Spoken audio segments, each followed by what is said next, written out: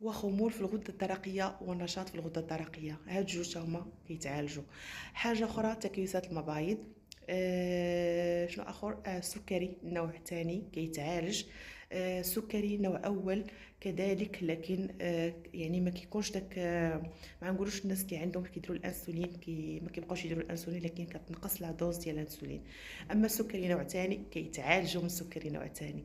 فالبرنامج واعر بزاف.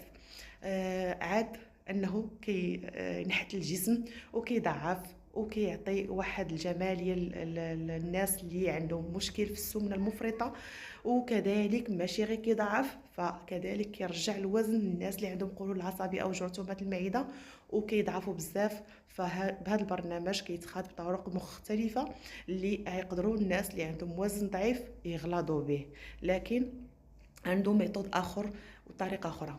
فالناس اللي مهتمين بهذا البرنامج وبغاو يعرفوا اكثر عليه، عندنا لو ليان سيانتيفيك ديال لو برودوي ديال الشركه الامريكيه، كتدخل وكتقرا وكتثق في راسك بيان سور.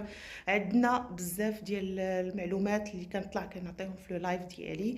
عندنا تجي المقر، مرحبا بك ونتلاقى بكم ونتشرف بمعرفتكم، وكذلك نكوتشيكم ونفهمكم ونجاوب على الاسئله ديالكم كلها. حاجه اخرى هو الشركه فهي كتضمن لكم فلوسكم.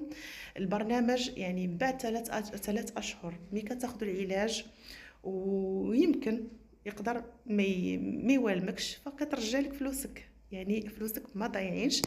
وهذا يعني افونتاج. وحاجه اخرى هو الشركه دايره هاد لوفر لانها على يقين ان البرنامج غادي يعطيك نتيجه، وما غاديش نوصلوا لهذا الشيء كامل. فاي واحد خد البرنامج كيلقى تحسن كبير، كيلقى نتائج